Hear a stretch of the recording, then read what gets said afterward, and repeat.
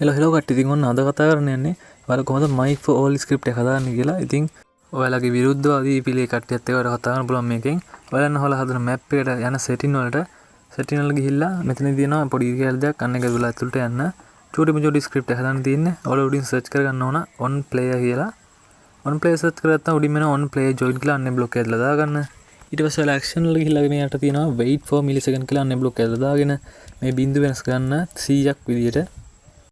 ඉතින් ඔයාලා පහු යන සර්ච් බාර් එකට සර්ච් කරගන්න ඕන ඔයාලා join chat කියලා.